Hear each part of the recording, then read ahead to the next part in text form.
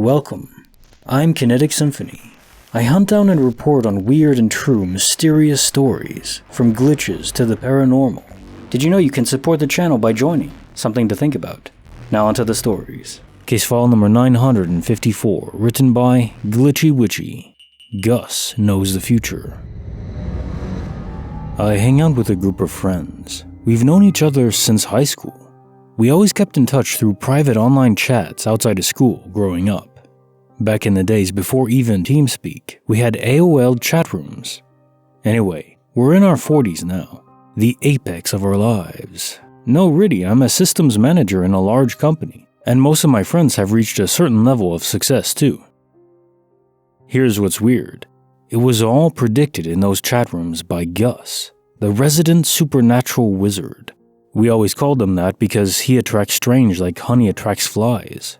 I remember back in high school, I had one of those near final destination moments, instigated by him. We were goofing off playing, tossing a tennis ball on the school wall and bouncing it to each other.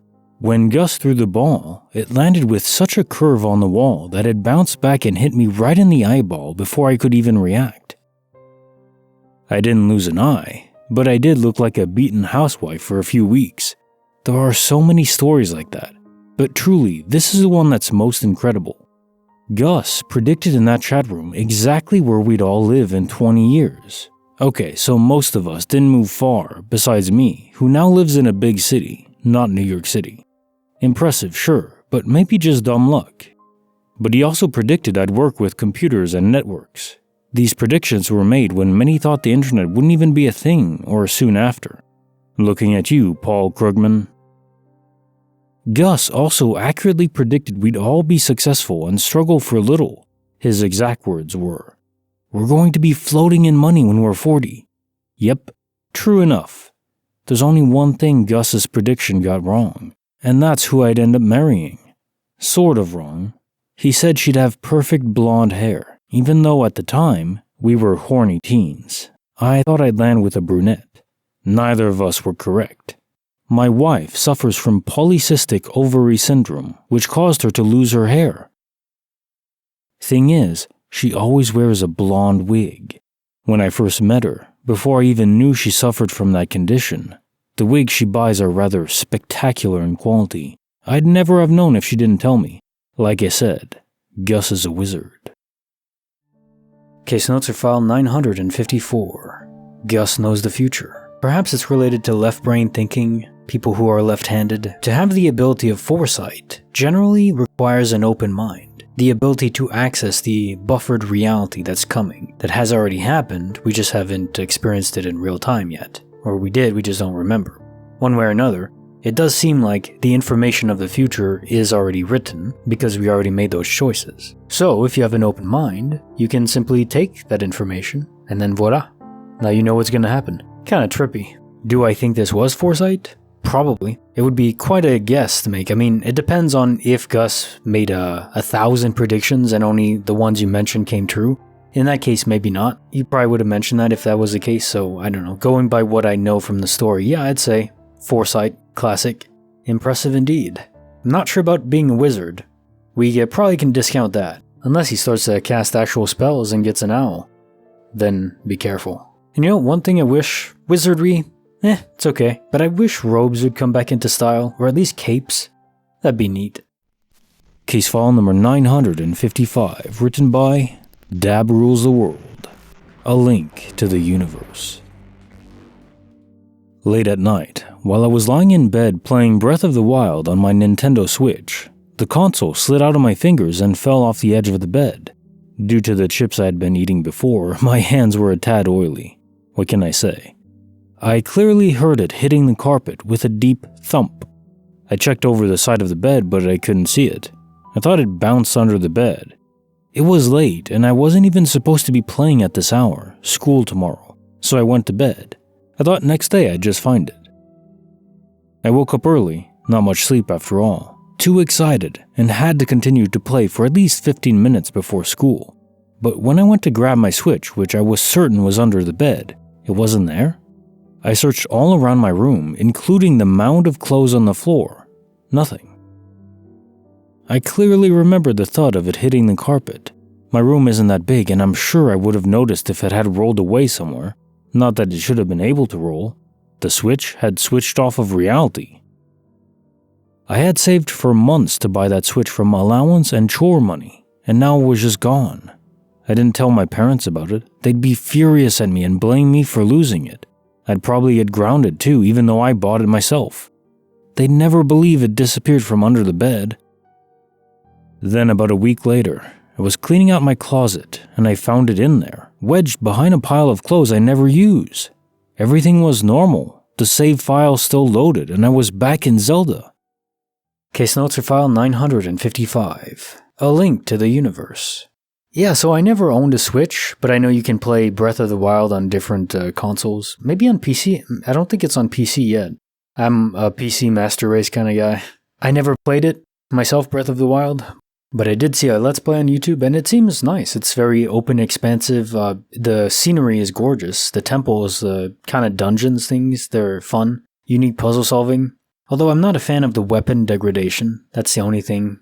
Maybe playing it feels better. As far as the glitch goes, it's probably classic DOP, and then just reappeared. Curious how they don't always reappear in the same location, but in the general vicinity. The other option is that you did drop it, you heard the thud, and it did bounce over into the pile of clothes the mound of clothes, and you moved some of that to the closet where it remained with the Switch. It's unlikely. I mean, if the Switch was in there, it's still weighty enough and rigid. You'd feel it if you were moving the pile of clothes, I would imagine. Maybe it's as simple as that. It fell on the carpet, bounced off to the pile of clothes that you didn't notice because you were sleepy, then move those clothes to the closet where you didn't use it.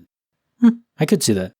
But honestly, it's funny because DOP is just as likely in my mind. It's so frequent and common. You know, it does sound like you have a rather messy room, so maybe clean it up would be a solid idea. I can't judge too harshly though.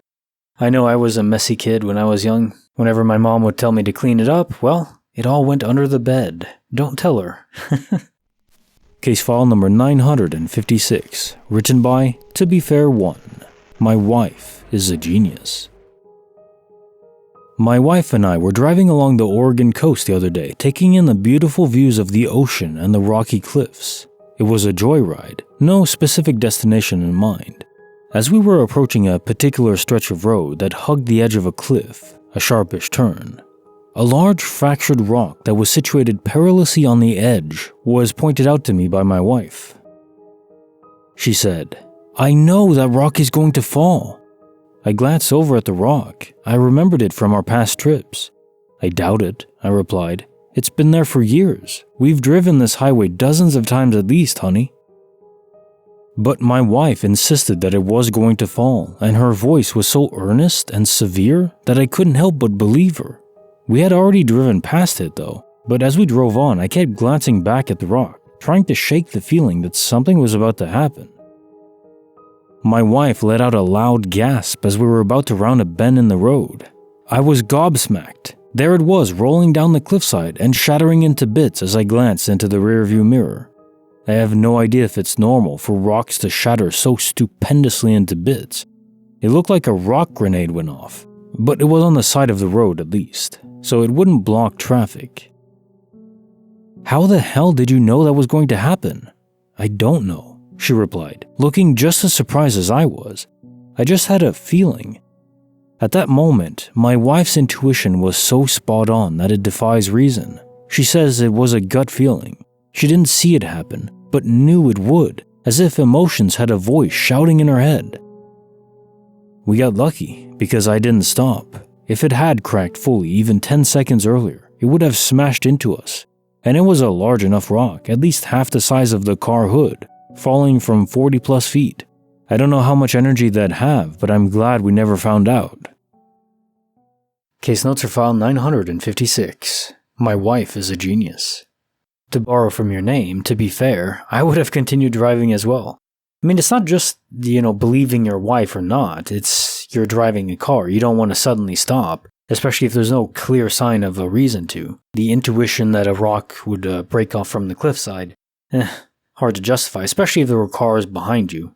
Maybe not, because you don't mention a car being hit by the rock, which is rather good. Sounds like it could have been much worse. Honestly though, if your wife doesn't mind driving, maybe consider letting her drive in the future. This premonition power that some people have, not foresight, premonition.